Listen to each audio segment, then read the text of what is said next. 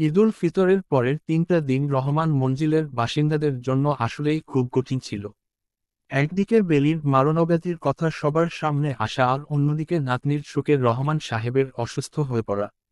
ঈদের একদিন পরেই বেলিকে নিয়ে ঢাকায় যাওয়ার কথা থাকলেও অর্কের প্রচণ্ড জ্বরের কারণে সেটা সম্ভব হয়ে ওঠেনি।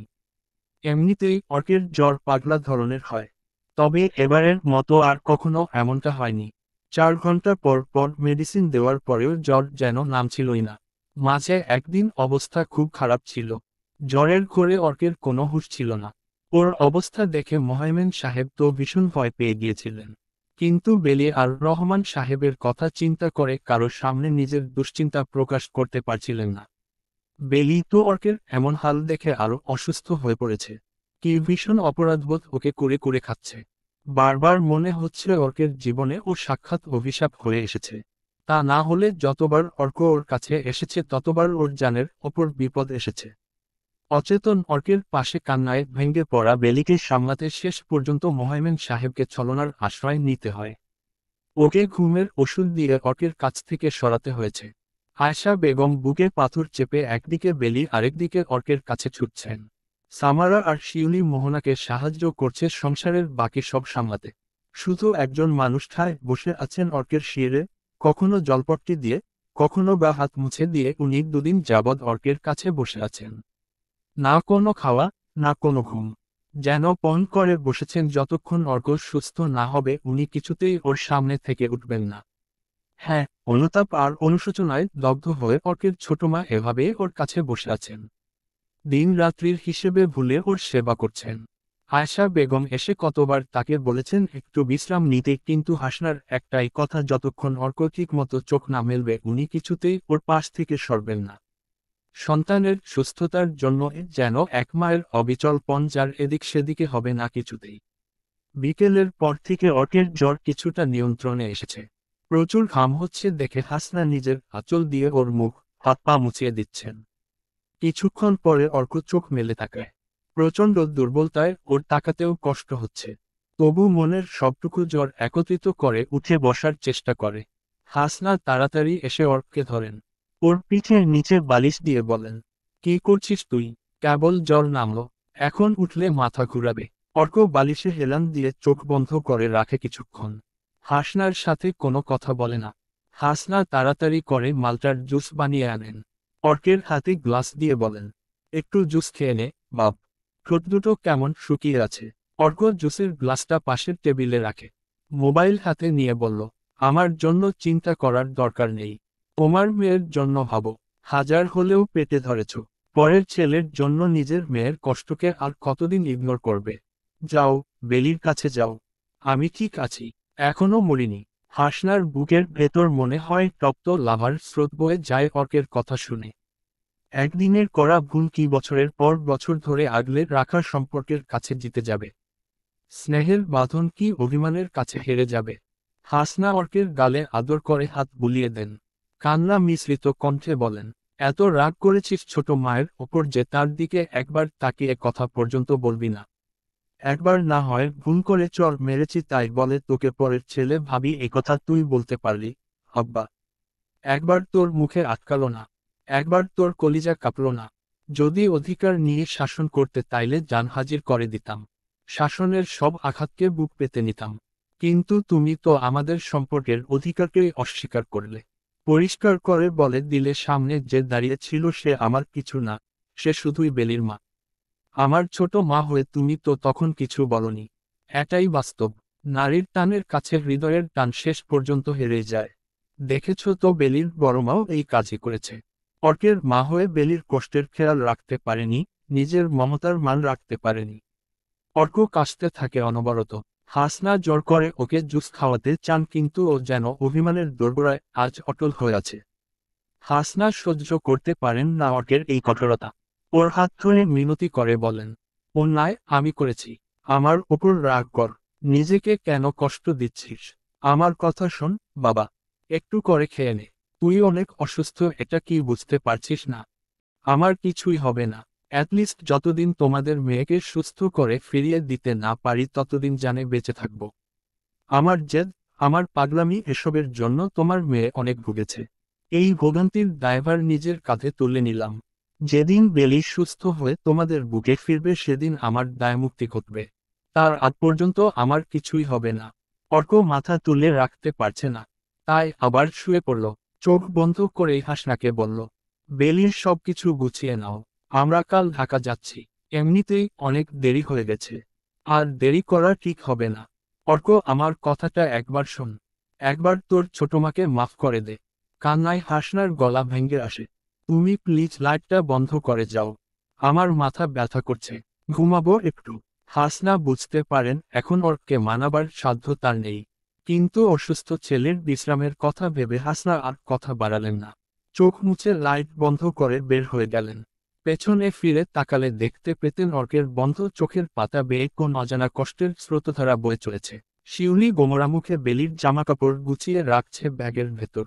কিছুক্ষণ পরপর ওড়না দিয়ে চোখ মুছছে। বেলির অসুস্থতার কথা জানার পর থেকে ওর কান্না আর থামছে না। একদিকে বোনের জীবনের আশঙ্কা, অন্যদিকে সম্পর্কগুলো কেমন এলোমেলো হয়ে আছে। সারা জীবন বাবা মায়ের বাধ্য মেয়ে হিসেবে ওকে যখন যা করতে বলা হয়েছে তাই করেছে। কখনো মুখ ফুটে কারো সিদ্ধান্তের প্রতিবাদ করেনি। কিন্তু আজ নিয়তির এমন কঠিন সিদ্ধান্ত মেনে নিতে পারছে না ও।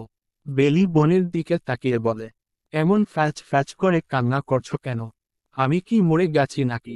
শিউলি রাগ দেখিয়ে বোনের কাছে এসে বলল, মার খাওয়ার ইচ্ছে হলে আবার বলে দেখ এসব অলক্ষণে কথা। বেলি হেসে বলল, আপাই, আজকে খুব আফসোস হচ্ছে জানিস। যদি বুঝতাম তোরা সবাই আমাকে এত ভালোবাসিস তাহলে এভাবে অভিমান করতাম না, এভাবে চলে যাওয়ার কথা ভাবতাম না। শিউলি বোনের হাত ধরে কান্নভেজা গলায় বলল, আমাদের ভালোবাসা না হয় তোর চোখে পড়েনি, কিন্তু ওই ছেলের ভালোবাসা কিভাবে অদেখা করলি পাগলি? জানিস অর্ক তোকে যতটা ভালোবাসে তার জন্য মৃত্যুকেও বারবার হারিয়ে দিতে মন চাইবে। আর তুই নিজেকেই হারিয়ে ফেলছিস। না চাইতেও অনেক পেয়েছিস, তাই কদর বুঝতে পারিসনি। না হলে বুঝতে পারতি তোর কিছু হওয়ার আগে অর্ক নিজের কিছু করে ফেলবে। বেলি কিছু বলতে পারে না, শুধু বোনকে জড়িয়ে ধরে কান্নায় ভেঙে পড়ে। রাত 3:15। অর্ক হঠাৎ ঘুম থেকে জেগে উঠল। ভয়ানক একটা দুঃস্বপ্ন দেখেছে। বুকের মধ্যে মন হয় হাতুড়ি পেটাচ্ছে। প্রচণ্ড পানির পিপাসা পেয়েছে। জিভ শুকিয়ে যেন শুকনো পাতা হয়ে গেছে। ঘাম দিয়ে জ্বর ছাড়ার জন্য সম্ভবত আরো বেশি এমন লাগছে। অর্ক বিছানা থেকে নেমে ওয়াশরুমে যেয়ে আগে মুখে পানি দিল। দুঃস্বপ্নের ঘোর এখনো কাটেনি। ঘরে এসে জগ থেকে পানি পানি ঢেলে খেল। জগের পানি শেষ হয়ে যাওয়ায় ধীর পায়ে উঠে কিচেনে যেয়ে আরো এক গ্লাস পানি খেল। এবার কিছুটা ভালো লাগছে। দ্রুত হয়ে আসা নিঃশ্বাসের গতি যেন স্বাভাবিক হচ্ছে। মধ্যরাতের নিস্তব্ধতা বিরাজমান চারিদিকে। কিচেন থেকে বের হয়ে একটু সামনে গেলেই বেলির ঘর। অর্ক কিছুক্ষণ তাকিয়ে রইল ওর বন্ধ দরজার দিকে। যাকে ঘিরে সব স্বপ্ন দেখা শুরু করেছিল এখন সে দুঃস্বপ্ন হয়ে ধরা দেয় ওর কাছে। অর্ক চাইলেই এখন বেলিকে ছুঁতে পারে, কিন্তু এই স্বস্তির বিন্দুমাত্র এখন আর অবশিষ্ট নেই ওর মন মস্তিষ্কের কোথাও। মানুষটাকে স্পর্শের সুযোগ পেয়েছে সত্য, তবে ওর মনের মাঝে বসত গড়তে পারেনি। যদি তাই হতো তাহলে বেলি ওকে এত বড় ধোঁকা দিতে পারত না।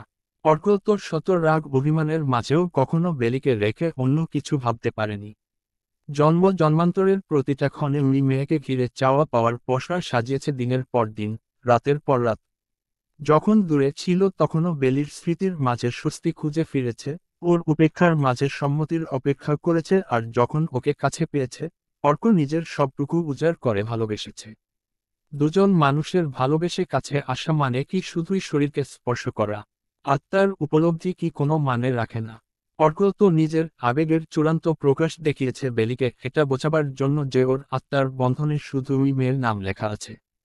ওর নিঃশ্বাসের প্রতিটি স্পন্দনে বেলির জন্য অমীমাংসিত আকাঙ্ক্ষা স্তরে স্তরে পুঞ্জীভূত হয়ে আছে। কিন্তু বেলি এর কিছুই উপলব্ধি করতে পারেনি। ও বুঝতেই চেষ্টা করেনি অর্ককে। অসুস্থ শরীরে নিজেকে স্বামীর কাছে মেলে ধরেছে মনের মিলনের জন্য না, বরং এটা প্রমাণ করতে যে অর্ক কতটা ব্যর্থ ওর হৃদয়ের উন্মোচনে, কতটা অসফল বেলির সিদ্ধান্তের পেছনে লুকিয়ে থাকা হতাশার উদ্ঘাটনে। বেলি তো অর্ককেই চায়নি, তা না হলে ওকে ফেলে এভাবে চলে যাওয়ার কথা ভাবতেই পারত না। আর যদি চলে যাওয়ার সিদ্ধান্ত নিয়েছে তবে কেন এভাবে ওর কাছে আসলো? যাকে মন থেকে জীবনসঙ্গী হিসেবে মেনেই নিতে পারেনি তার কাছে নিজেকে সমর্পণ করলো কি ভেবে? বেলি কি তাহলে অর্কের অনুভূতিগুলোকে শুধু শরীর সর্বস্ব আবেগ হিসেবে গণ্য করল? ওকে শুধু দায় মেটাবার জন্য স্বামী হিসেবে স্বীকৃতি দিল? এসব ভেবে অর্কের আবার অসুস্থ লাগছিল। নিজেকে ওর নিকৃষ্ট এক মানব মনে হচ্ছে যে কি না নিজের স্ত্রীকে ভোগ করেছে ওর ভালোবাসার বহিঃপ্রকাশ না দেখেই, তাকে স্পর্শ করেছে এক সোনালী ভবিষ্যতের আশ্বাস না দিয়েই। অর্ক আর সহ্য করতে পারছিল না এই বিষাক্ত অনুভূতি। ওর দম বন্ধ হয়ে আসছে এই বিষাক্ত উপলব্ধির সামনে। ও দূরে ছাদে গেল।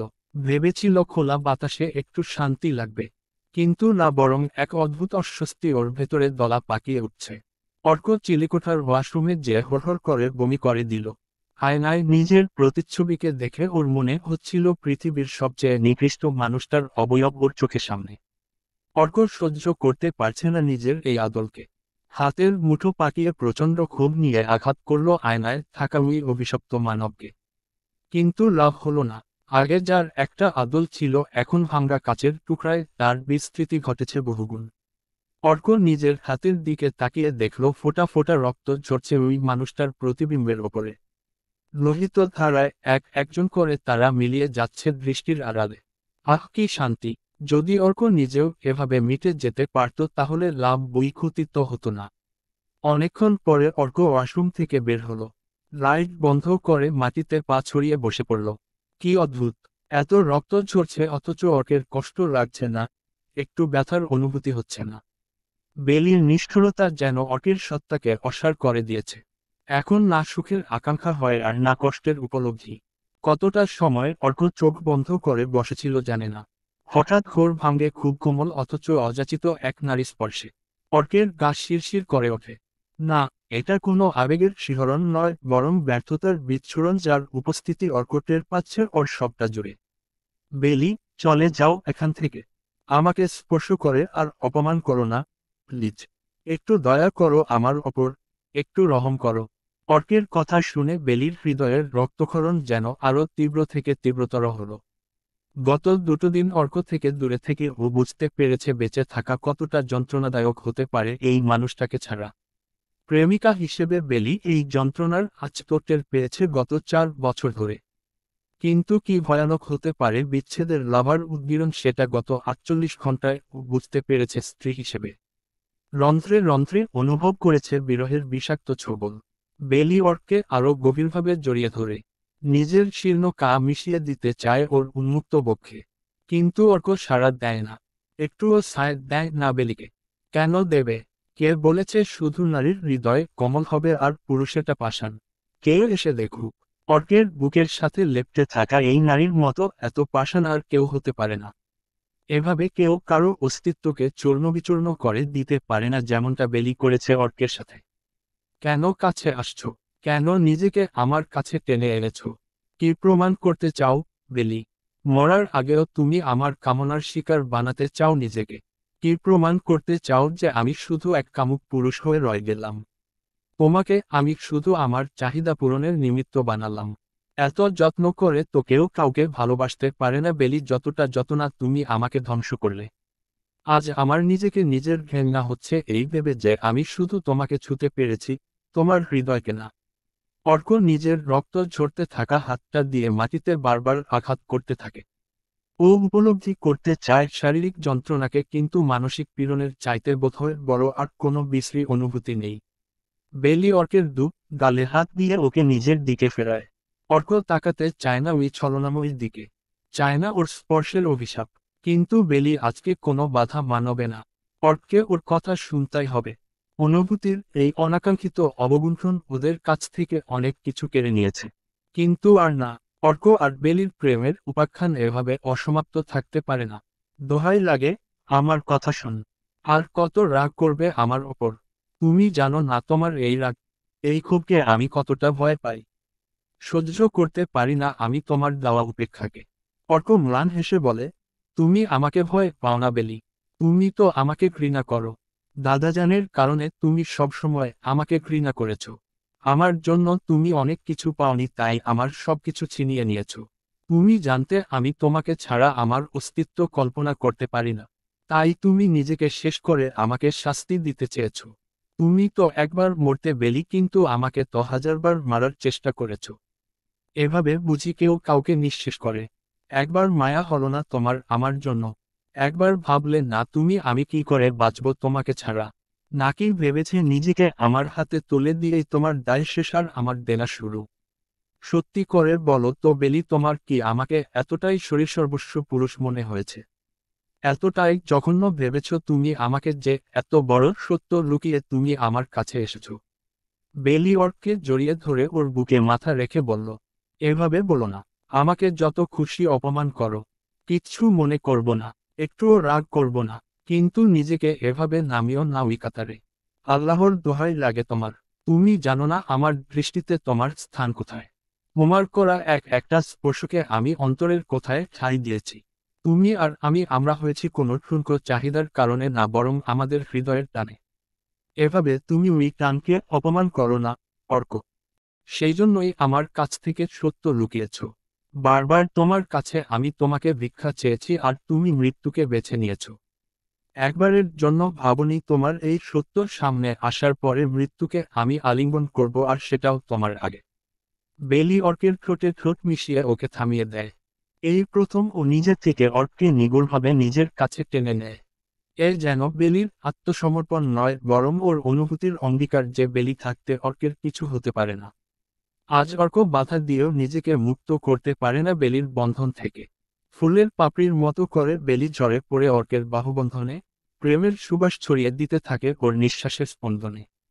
রাতের শেষ প্রহরে বেলি অর্কের বুকের সাথে মিশে বলতে থাকে, ভালোবাসি, ভালোবাসি। আর অর্ক চুপ করে জুঝতে থাকে নিজের অভ্যন্তরের ক্রমবর্ধিষ্ণু অন্তর্দ্বন্দ্বের সাথে। 2 সপ্তাহ হয়ে গেছে অর্ক আর বেলির ঢাকায় আসার। সাথে ছিলেন মোহাইমেন আর আয়শা সহ অর্কের পুরো পরিবার। গ্রামে হাসনা আর আসিফ থেকে গিয়েছিলেন রহমান সাহেবের জন্য। আজকে হামিদ তাদের সবাইকে নিয়ে ঢাকায় চলে এসেছেন। পুরো পরিবার উৎকণ্ঠায় দিন পার করছে। বেশ কয়েকজন নামকরা হেপাটোলজিস্টের সাথে মোহাইমেন কথা বলেছেন। বেলির নতুন করে সব টেস্ট করা হয়েছে, কিন্তু কোনো ভালো কিছু সামনে আসেনি। ডাক্তারদের সবার একই কথা, যত দ্রুত সম্ভব ট্রান্সপ্লান্ট করাতে হবে, তা না হলে ওর লাইফ রিস্ক আছে। এমনিতেও অনেক দেরি হয়ে গেছে। অর্ক আর শিশির পাগলের মতো হাসপাতালগুলোতে খোঁজ নিচ্ছে যদি কোনো ডোনার পাওয়া যায়। হামির, মোহাইমেন নিজেদের সর্বোচ্চ দিয়ে চেষ্টা করছেন। একটা দিন যাচ্ছে আর যেন প্রতীক্ষার প্রহর খালি ভারী হচ্ছে। প্রতিটা দিন শুরু হয় একটা আশা দিয়ে যে আজকে বোধহয় ভালো কোনো খবর আসবে, কিন্তু দিন শেষে আসার প্রদীপেরা ধুঁকতে থাকে হতাশার দীর্ঘশ্বাসে। অর্ক যখন বাসায় ফেরে বেলি নানাভাবে চেষ্টা করে ওকে হাসাবার, ওর কাছে আসবার। কিন্তু এই অর্ক ওর চিন্তার চাইতেও বেশি কঠিন। বেলি নিজের রুগ্নতা লুকিয়ে যতই স্বাভাবিক থাকার চেষ্টা করুক না কেন অর্ককে বোলাতে পারে না। অর্ক ওর সব চেষ্টাকে ব্যর্থ করে বলে, ভালোবাসায় তুমি আমাকে হারাতে পারোনি, এখন ছলনা দিয়ে ভোলাতে এসো না, বেলি। যে কষ্ট তুমি আমার কাছে লুকাতে চাইছো সেগুলো অনেক আগে এসে আমাকে জানান দিয়ে গেছে তাদের উপস্থিতি। কিন্তু লাভ নেই কোনো।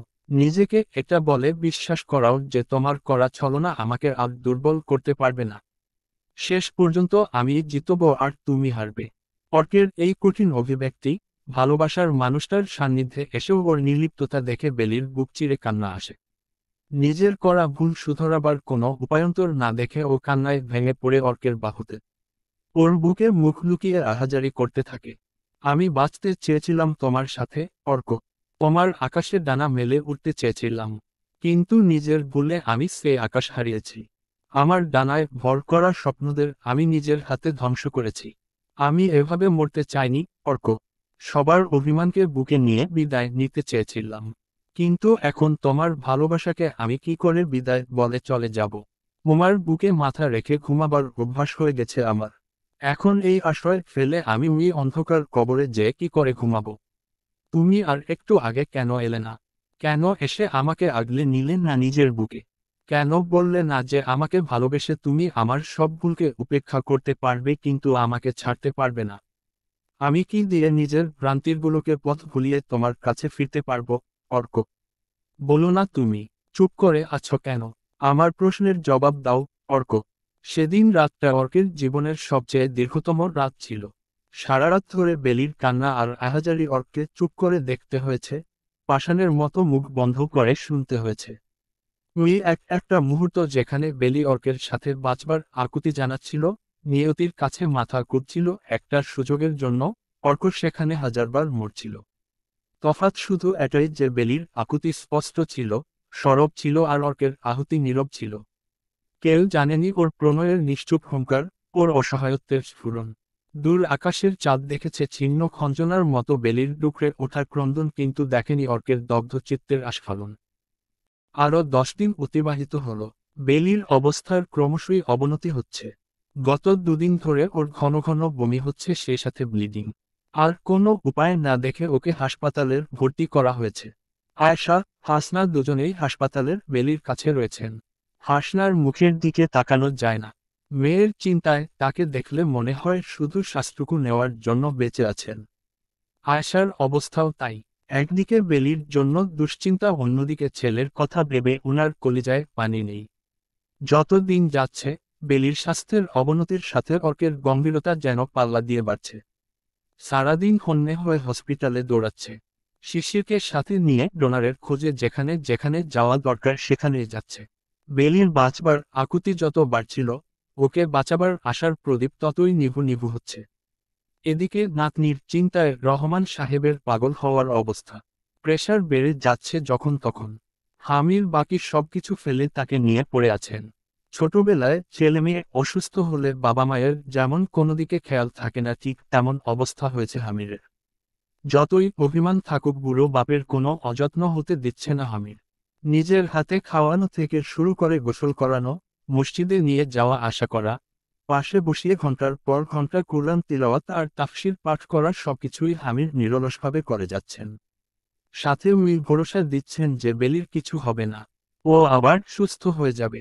অর্কের সাথে হাসিমুখে রহমান মঞ্জিলে ফিরবে। ছেলের মুখের দৃঢ়তা দেখে রহমান সাহেব বুকে বল ফিরে পান। অর্ক এসে যখন দাদাজানের হাত ধরে বলে, এই হাতে আপনার নাতনির দায়িত্ব নিয়েছি। যতদিন শরীরে রক্তের একটা বিন্দুর উষ্ণতা থাকবে, বেলিকে কিছু হতে দেব না। ভরসা রাখেন দাদাজান, আপনার বেয়াদব নাতনি সহি সালামতে ফিরে আসবে আপনার কাছে। আসিফ হুইলচেয়ারে বসে থেকে নিজের পঙ্গুত্বকে অভিশাপ দিতে চেয়েও পারেন না। কারণ বাবা হিসেবে বেলির জন্য যা যা করা উচিত ছিল তার সবটুকু মোহাইমেন বড় বাবা হয়ে করছেন। মাহাদের ইয়ার ফাইনাল সামনে। শিশির বড় ভাইয়ের মতো ওকে শাসন করে হলে পাঠিয়েছে যেন পরীক্ষা খারাপ না হয়। নিজে অফিস থেকে ছুটি নিয়ে বেলির জন্য দিনরাত এক করে খাচ্ছে। আয়েশা বেগম প্রতিদিন রোজা রেখে বেলির সুস্থতার জন্য দোয়া করছেন, অথচ সেহরি, ইফতার সব হাসপাতালের করছেন। একটা মুহূর্তের জন্য বেলির অযত্ন হতে দিচ্ছেন না।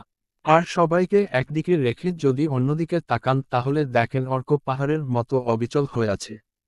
ওর চোখ মুখে এক অদ্ভুত দৃঢ়তা দেখতে পান আসিফ সাহেব। কানাডা থেকে ফিরে যেদিন অর্ক ওর ছোট বাবার সাথে একা কথা বলতে গিয়েছিল, সেদিন আসিফের কাছ থেকে অর্ক বেলির বদলে যাওয়ার আখ্যান শুনেছে, ওর স্বাবলম্বী হওয়ার গৌরবগাথা শুনেছে। এটাও জেনেছে যে বেলি অর্কের পাঠানোর টাকার একটা পয়সা খরচ না করে নিজের পায়ে দাঁড়িয়েছে। সেদিন অর্ক একদম কষ্ট পায়নি, বরং গর্ব নিয়ে আসিফকে বলেছিল, ছোট বাবা, বেলির এই সফলতা দেখে আমার চাইতে বেশি খুশি বোধ হয় আর কেউ হতে পারবে না। আমি আমার অর্ধাঙ্গিনীকে নিয়ে গর্ব অনুভব করছি। যেই বেলিকে সবাই আঙুল তুলে দোষ দেখিয়েছে, আজকে তাদের সবাইকে যে আমার বলতে ইচ্ছে করছে বেলি দাগ হয় না, বরং পূর্ণিমার চাঁদ হয়ে নিজেকে প্রমাণ করেছে। আমি ওয়াদা করছি তোমার সাথে আকাশের চাঁদে দাগ থাকুক, কিন্তু তোমার দেওয়া এই চাঁদে আমি না দাগ লাগতে দেব আর না গ্রহণ। যতদিন অর্ক আছে বেলির শুভ্রতা আর ওর জ্যোতি অক্ষুণ্ণ থাকবে। আজ এত বিপদের মাঝেও আসিফ অর্কের মুখে সেই দৃঢ়তার ন্যূনতম ঘাটতি দেখেন না। যতবার আসিফ সাহেবের মুখোমুখি হয়েছে, অর্ক নীরব চোখের ভাষায় একটাই প্রতিশ্রুতি দেখতে পেয়েছে, আমি আছি, বেলির কিছু হবে না। অর্কের এই প্রতিশ্রুতি আসিফ সাহেবের বুকে শুধু আশা না, বরং গর্বের সঞ্চার করে। এই ভেবে উনি শান্তি পান যে তার বাগানের ফুল এমন এক মালির কাছে গিয়েছে যে জীবনের শেষ দিন পর্যন্ত এর স্নিগ্ধতা, সতেজতা কমতে দিবে না। হাসনা যখন দিশেহারা হয়ে স্বামীর কাছে নিজের ভয় প্রকাশ করেন, মেয়ের জীবনের প্রার্থনায় হতাশাগ্রস্ত হয়ে যান, আসিফ হেসে তাকে বলেন, তুমি অর্ককে মুখে মুখে ছেলে বলো, হাসনা। এই ছেলের ভালোবাসার গভীরতা এখনো বুঝতে পারোনি তুমি। টের পাওনি ওর নীরবতার মাঝে লুকিয়ে থাকা জেদ আর দৃঢ়তাকে। সেদিন তুমি অর্কের গায়ে হাত তুলে বেলির মা হিসেবে হয়তো নিজেকে প্রমাণ করতে পেরেছ, তবে ব্যর্থ হয়েছ অর্কের অধিকারকে সম্মান দিতে। আমরা সবাই ব্যর্থ হয়েছি। যে যখন যেভাবে পেরেছি ওকে প্রশ্নবিদ্ধ করেছি। কিন্তু ওই ছেলে কাউকে কিছু বলেনি, প্রতিবাদ করেনি। কেন জানো? কারণ বেলির ভালোবাসায় ও এতটাই আত্মমগ্ন হয়েছিল যে কে কি বলছে সেটার দিকে কর্ণপাত করার প্রয়োজনই বোধ করেনি। ওর ভালোবাসার শেকড় আমাদের কল্পনার চাইতেও বেশি গভীরে বিস্তৃত। তাই ভরসা রাখো, বেলির কিছু হবে না। আল্লাহ চাহেন তো ও সুস্থ হয়ে যাবে। তোমার মেয়ে হাসতে খেলতে ফিরে আসবে তোমার বুকে। শুধু এটা মনে রেখো, এই অসম্ভবকে যে সম্ভব করে দেখাবে তুমি তাকেই হেলা করবার দুঃসাহস দেখিয়েছ। প্রার্থনা করো, হাসনা, এই ভুলের প্রায়শ্চিত্ত করবার সুযোগ যেন তুমি পাও। স্বামীর কথা শুনে হাসনার কলিজা কাঁপতে থাকে। নিজের করা ওই ভুলের প্রায়শ্চিত্ত করতে যা করবার উনি সব করতে প্রস্তুত। শুধু একবার বেলি সুস্থ হয়ে ফিরে আসুক। তারপর না হয় হাসনা অর্কের মা হয়ে ওর কাছে মাথা নত করে ক্ষমা চাইবেন। শেষ পর্যন্ত হতাশার মেঘ কেটে প্রত্যাশার সূর্যের দেখা মেলে। অনেক খোঁজ করার পরে ডোনার খুঁজে পাওয়া যায়। এখানে অবশ্য রাশাদের বিশাল ভূমিকা ছিল। ওর দাদি বাড়িতে যে বুড়ো নানি কাজ করেন তার মেয়ে 2 সন্তান নিয়ে বিধবা হয়েছে বছরখানেক হলো। স্বামীর অ্যাক্সিডেন্টের পরে তার চিকিৎসা করাতে সহায় সম্বল যাচ্ছিল সব বিক্রি করেও কোনো লাভ হয়নি। এখন 2 ছেলে মেয়েকে নিয়ে খেয়ে না খেয়ে কোনো রকম দিন চলছে। ছেলের অসুস্থতা নিয়ে ঢাকায় হাসপাতালের ছিল লামিয়া নামের ওই মেয়ে। মোহাইমেন নিজে সব ব্যবস্থা করে দিয়েছিলেন। বেলির জন্য যখন ডোনার খোঁজা হচ্ছে পাগলের মতো, তখন লামিয়া সব জানতে পেরে ডোনার হতে রাজি হয়। আর সৌভাগ্যবশত ওর সাথে বেলির সব কিছু ম্যাচ করে। লামিয়ার তরফ থেকে শুধু একটাই শর্ত ছিল যে অপারেশনের আগেই ওর বাচ্চাদের ভবিষ্যতের জন্য যা যা করবার সেটা মোহাইমেন সাহেব করবেন। আয়শা আর হাসনা এসে লামিয়ার কাছে হাত জোড় করে কৃতজ্ঞতা প্রকাশ করেন। লামিয়া যখন বেলির সাথে দেখা করতে আসে তখন বেলি ওকে জড়িয়ে ধরে বলে, তুমি জানো না আমার জন্য তুমি কত বড় কাজ করছো। যতদিন আমি বেঁচে থাকব তোমার এই ঋণ ভুলব না। আজীবন আমি তোমার কাছে কৃতজ্ঞ হয়ে থাকব। লামিয়া হেসে বেলির হাত ধরে বলে, আপু, তোমার স্বামী তোমাকে অনেক ভালোবাসে। জানো সে আমার কাছে এসে কি বলেছে? বেলি অবাক হয়ে প্রশ্ন করে, কি বলেছে? ভাই বলেছেন, তুমি আমাকে আমার জীবন ফিরিয়ে দিয়েছ বোন। তোমার এই ভাই যতদিন বেঁচে থাকবে তোমার ওপর কোনো আঁচ আসতে দেবে না। তোমার সন্তানেরা ওইসব পাবে যার স্বপ্ন তুমি দেখেছ। লামিয়া একটু থেমে আবার বলল, সাহায্যের নামে বিধবার ইজ্জত কেড়ে নিতে চায় এমন পুরুষ অনেক দেখেছি। এই প্রথম নিজের স্ত্রীর জন্য অন্য নারীর কাছে মাথা নত করা পুরুষ দেখলাম। তুমি অনেক ভাগ্যবতী, আপু। এমন ভালোবাসার মানুষ সবাই পায় না। তুমি পেয়েছ। যত্ন করে রেখো। বেলির চোখ থেকে অশ্রুর ফোয়ারা নামে। এই ছেলে ওকে আর কত ভালোবাসবে, কত কারণ দেবে এটা উপলব্ধি করার যে বেলির জীবনের সবচেয়ে বড় প্রাপ্তি অর্কের ভালোবাসার মানুষ হওয়া, ওর অর্ধাঙ্গিনী হওয়ার সুযোগ পাওয়া। 1 সপ্তাহ আগে বেলির অপারেশনের ডেট ফিক্সড করা হয়েছে। এই কটা দিন বেলির জীবনের শ্রেষ্ঠতম দিন হয়ে থাকবে। ওর পরিবারের মানুষদের কাছ থেকে যে নিখাদ ভালোবাসা ও পেয়েছে সেটা বেলির জীবনে একসময় অধরা স্বপ্ন ছিল, কিন্তু এখন নিরেট বাস্তব। তবে একটা বিষয় নিয়ে বেলি কষ্ট পেয়েছে ভীষণ। কি এক দরকারি কাজে অর্ক ঢাকার বাইরে ছিল এই কয়েকদিন। অপারেশনের দিন যত এগিয়ে আসছে বেলির অস্থিরতা ততই বাড়ছে। প্রতিটা মুহূর্ত বেলি অর্ককে কাছে পেতে চাইছে। কিন্তু অর্ক যেন পণ করেছে বেলির অস্থিরতার বিশাল পরীক্ষা নেওয়ার। তবে শেষ পর্যন্ত এই প্রতীক্ষার অবসান হয়েছে। আগামীকালকে বেলির অপারেশন। আজকে বিকেলেই অর্কের ফিরে আসবার কথা। তবে ফিরতে ফিরতে অর্ক অনেক রাত করেছে। অর্ককে কাছে পেয়ে বেলির খুশি বাঁধ মানে না। তারপরেও বেলি অভিমান দেখিয়ে বলল, কেন গিয়েছিলে দূরে? যদি আমি আর ফিরে না আসি, যদি তোমার জন্য অপেক্ষা করার সুযোগ আর না পাই, যদি ভালোবাসারা চোখের পাতায় শেষ নিঃশ্বাস ফেলে। অর্ক বেলির কপালে কপাল ঠেকিয়ে মৃদু হাসে। কিন্তু কিছু বলে না। আমাকে ফেলে তুমি কিভাবে ছিলে? একটুও খারাপ লাগেনি? পাষণ্ড কোথাকার। দেখো আমি ফিরে না আসলে তখন বুঝবে কেমন লাগে। অর্ক বেলির ঠোঁটে ঠোঁট ডুবিয়ে অনেকক্ষণ চুপ করে থাকে। তারপর ফিসফিস করে বলে, হারিয়ে যেন না যেতে পারো তার জন্য এই বিচ্ছেদ দরকার ছিল। আমি আছি মানে তুমি আছো। তুমি আমার হৃদয়ের ধমনীতে বয়ে চলা ওই উষ্ণধারা যার শীতল হওয়ার আগে আমার নিঃশ্বাস বন্ধ হবে। তোমাকে ভালোবেসে পাগল হয়েছি অনেক আগেই। এবার তোমাকে বাঁচাতে না হয় পাষণ্ড হলাম। ফজরের আজানের সুর ভেসে আসছে দূরের কোনো মসজিদ থেকে। কিছুক্ষণ পরেই ভোরের আলো ফুটবে। নতুন এই ভোর বেলির জীবনে কি মোড় নিয়ে আসবে তা বিধাতাই জানেন।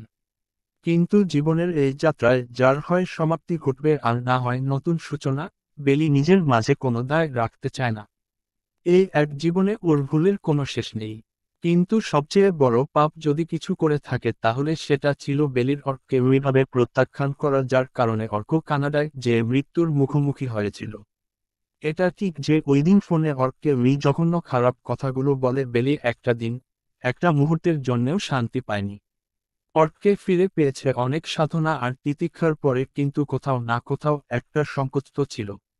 বিশেষ করে অর্ক যখন বেলিকে বলতো, তুমি আমার মরা মুখ দেখতে চাওনি, তাই তো আমি এভাবে এতগুলা বছর তোমার কাছ থেকে মুখ লুকিয়েছিলাম।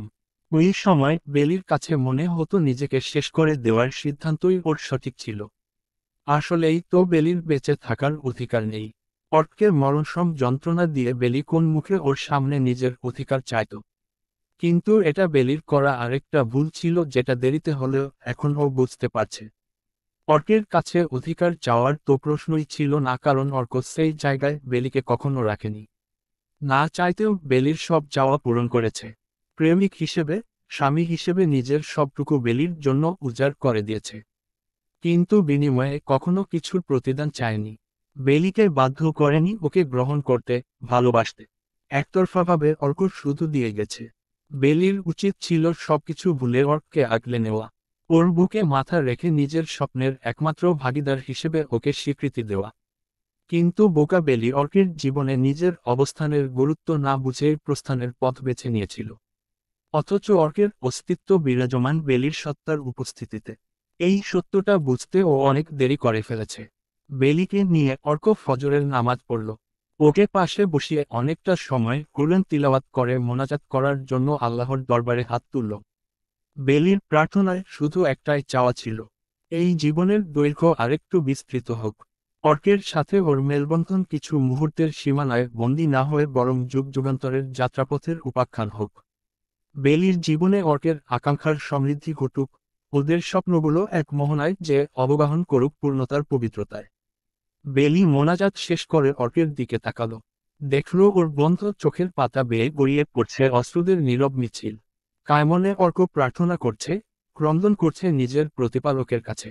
অনেকক্ষণ পরে যখন অর্ক মোনাজাত শেষ করে চোখ খুলল, দেখল বেলি ওর দিকে তাকিয়ে। ভেজা চোখ অথচ স্মিত হাসি নিয়ে শীত শুভ্র বসনে বেলিকে অর্কের কাছে মনে হচ্ছে ওর দেখা সবচেয়ে সুন্দর স্বপ্নের বাস্তব প্রতিচ্ছবি। অর্ক কাছে এসে বেলির কপালে চুমু দিয়ে বলে, কি দেখছ এমন করে মিসেস মুর্তজা? তোমাকে দেখেছি, দেখছি আমার প্রণয়ের পুরুষকে। জানি না এরপরে আর কোনো ভোরের স্বচ্ছ আলোয় তোমার এই দেবদূতের মতো আদল দেখতে পারবো কিনা, তাই আজ চোখ ভরে দেখে নিচ্ছি। অর্ক বেলিকে বুকের মাঝে জড়িয়ে ধরে বলল, ওই ভোরের সাক্ষী অর্ক হবে না যার আলোয় বেলির স্নিগ্ধতা থাকবে না। এই পৃথিবীর মুখ অর্ক দেখবেই না যদি না ওর দৃষ্টির সম্মুখে তোমার প্রতিচ্ছবি থাকে। অর্ক তোমাকে ঘিরে আমার একটা সংসারের চাওয়া পূরণ হোক এই প্রার্থনা করছি। তোমার সহধর্মিণী হিসেবে আরো অনেক দিনরাত্রির গল্প লিখতে চাইছি।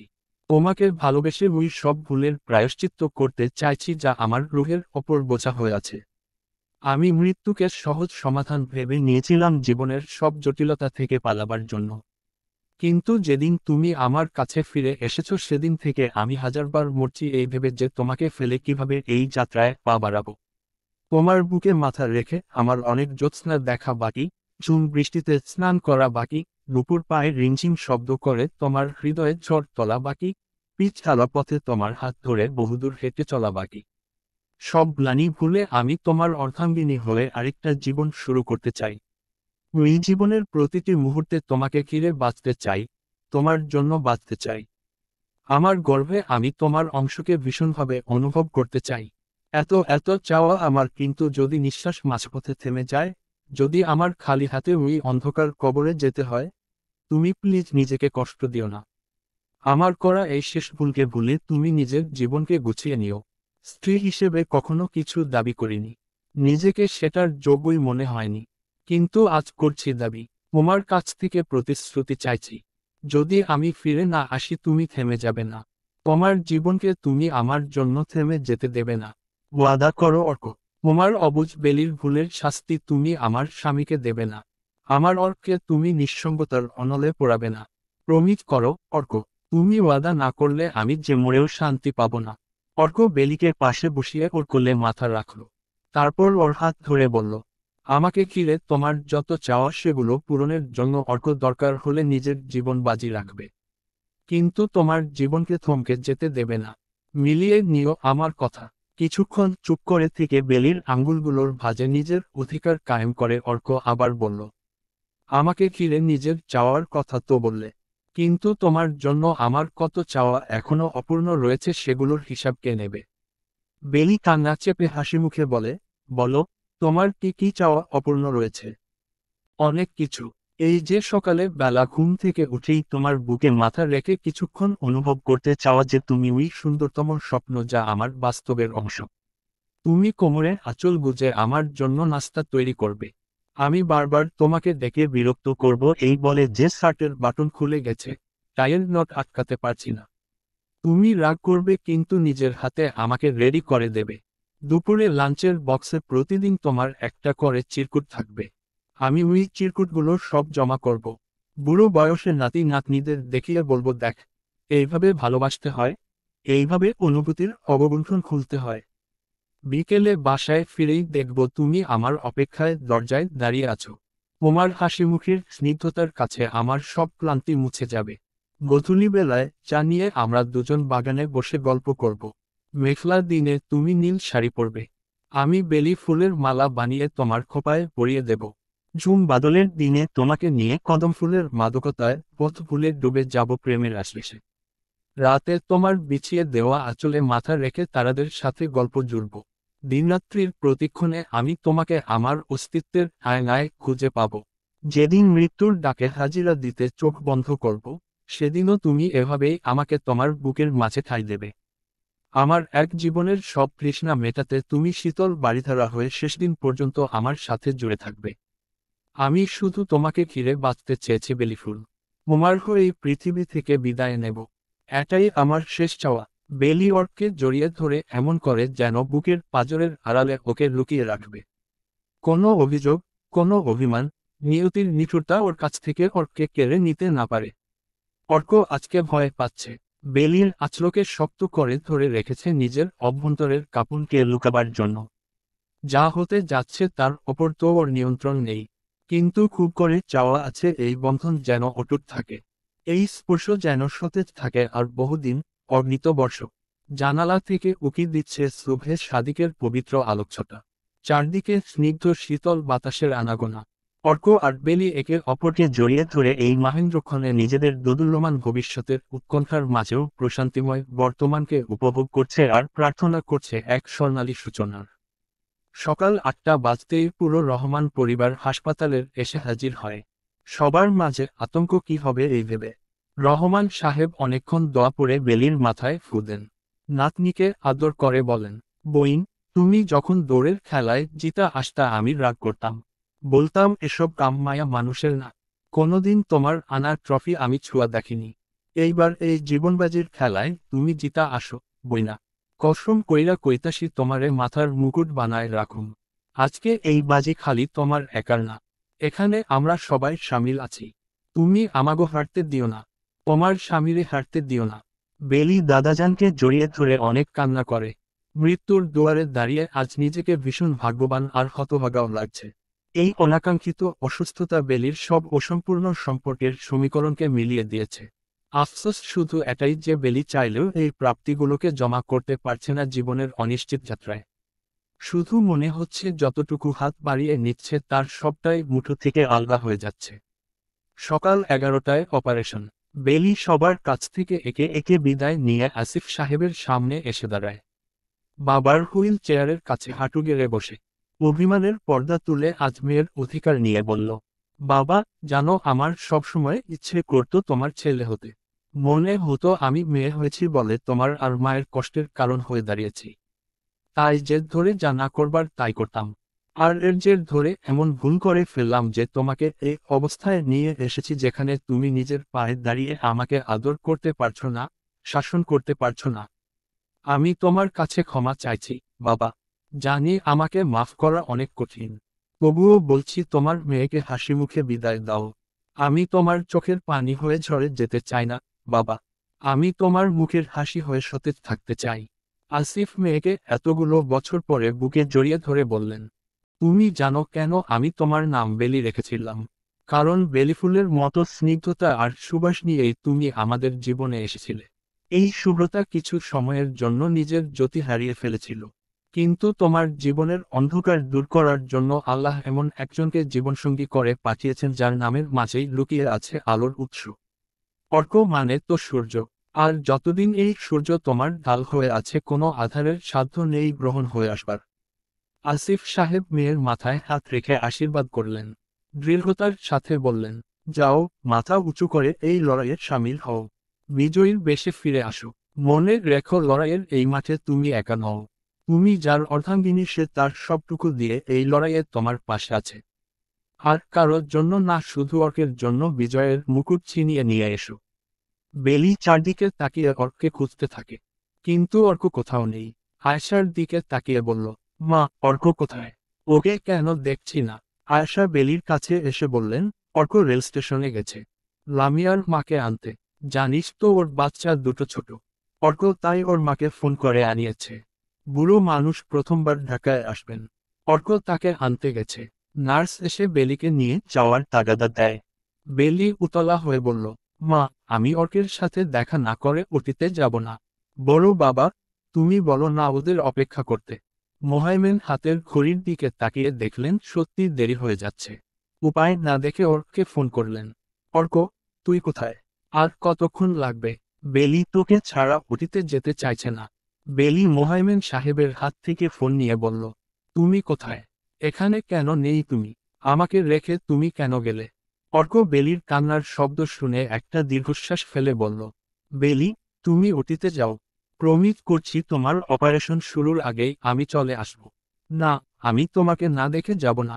তুমি না আসা পর্যন্ত আমি এখানেই বসে থাকব। জান, আমার বেলিফুল, তুমি চাও এই লড়াইয়ে তোমার অর্ক হেরে যাক?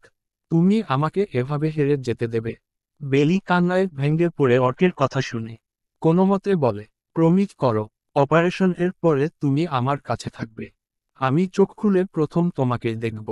প্রমিস করছি, তুমি চোখ বন্ধ করবার আগেই আমি তোমার সামনে হাজির হব। সত্যি, বিশ্বাস করো আমাকে? অর্ক মৃদু স্বরে প্রশ্ন করে। বেলি সাথে সাথে জবাব দেয়, নিজের চেয়ে বেশি। একটু থেমে পাল্টা প্রশ্ন করে, ভালোবাসো আমাকে? তোমার চেয়ে বেশি। অর্কের কণ্ঠে স্পষ্ট হয়ে ওঠে ওর দৃঢ়তা। বেলি সবার কাছ থেকে দোয়া নিয়ে নার্সদের সাথে অতীতে প্রবেশ করে। যাওয়ার আগে আরেকবার পেছনে ফিরে তাকায়। এবার ওর মুখে ভয়ের রেশমাত্র নেই। বেলি জানে ওর ফিরে আসতে হবে জীবনের দুয়ারে, কারণ ওকে ভালোবাসার মানুষগুলো বড় আশা নিয়ে অপেক্ষা করবে ওর জন্য। হাসনা এতক্ষণ নিজেকে ধরে রাখলেও এবার আর পারল না। কান্নায় ভেঙে জড়িয়ে ধরলেন আয়শাকে। যে মেয়েকে বুকে আগলে নিতে এত দেরি করেছেন, এখন ওর জন্য এক মুহূর্ত দেরি করাও যে যুগের সমান লাগছে। আয়শার চোখেও পানি টলমল করছে, কিন্তু সে আজকে নিজেকে ভেঙে পড়তে দেয় না। যত যাই হোক, সবাইকে যে তার সামলে নিতে হবে। আজকে আয়শা না বেলির বড়মাকে হারতে দেবে, আর না অর্কের মায়ের মমতাকে প্রশ্নবিদ্ধ হতে দেবে। ঘন্টার পর ঘন্টা ধরে সবাই ওটির বাইরে অপেক্ষা করতে থাকে। হাসনা অপেক্ষার এই দুরূহ ভার সহ্য করতে না পেরে স্বামীর কাছে যে কান্না করে বললেন, আসিফ, আমার তো সহ্য হচ্ছে না। মা হিসেবে আমি সব ক্ষেত্রে ব্যর্থ হয়েছি। নিজের সন্তানের জীবনে এত বড় অনর্থ হওয়া থেকে আটকাতে পারিনি। আমি পারিনি ভালো মা হতে। কিন্তু এই অপেক্ষা আমি সহ্য করতে পারছি না। আমার সন্তানের সুস্থতার জন্য, ওর একটা সুন্দর জীবনের জন্য করা এই মায়ের দোয়া কি আল্লাহ পাক শুনবেন না? আমি কি আমার ভুলের প্রায়শ্চিত্ত করার সুযোগ পাব না? আসিফ স্ত্রীর দিকে তাকিয়ে বললেন, আজকে প্রশ্ন শুধু তোমার এক সন্তানের জীবনের না। দোয়া করো তোমার দুই সন্তান যেন এই লড়াইয়ে বিজয়ী হয়ে ফিরতে পারে। মোহাইমেন চমকে উঠে ভাইয়ের দিকে তাকান। দুই ভাইয়ের দৃষ্টির বিনিময়ে যে নিগুলো সত্য লুকায়িত থাকে, তার মানে হাসনা বুঝতে পারেন না। হাসনা হাসপাতালের বেঞ্চে বসে দোয়া পড়তে থাকেন। নিজের অজান্তেই মানসপটে ভেসে ওঠে সকালে অর্ক আর তার মাঝে হওয়া কথোপকথনের দৃশ্য। কেবিনে এসে বেলিকে জড়িয়ে ধরে হাসনা কান্না শুরু করেন। বারবার মেয়ের হাতে মুখে চুমু খেতে থাকেন। হাসনাকে এভাবে আহাজারি করতে দেখে অর্ক তার হাত ধরে বাইরে নিয়ে আসলো। কেবিন থেকে দূরের একটা বেঞ্চে হাসনাকে এনে বসালো। কয়েক মুহূর্ত চুপ করে অর্ক ছোট মায়ের দিকে তাকিয়ে রইল। ওর দৃষ্টিতে এমন কিছু ছিল যা স্বাভাবিক না। অন্য সময় হলে হাসনা সেটা বুঝতে পারতেন, কিন্তু আজকে মেয়ের দুশ্চিন্তায় তার বোধক্ষমতা কাজ করছে না। অর্ক হাসনার হাত নিজের মুঠোয় নিয়ে বলল, বেলির মা, শোন, তোমার মেয়ের কিছু হবে না, আমি কথা দিচ্ছি, বিশ্বাস রাখো। বেলিকে তোমার বুকে ফিরিয়ে দিয়ে আমি দম ফেলব। তুমি আমাকে পাগলামি করতে নিষেধ করেছিলে, মনে আছে তোমার? সেদিন বলেছিলে আমার হাতে বেলিকে তুমি তুলে দেবে না।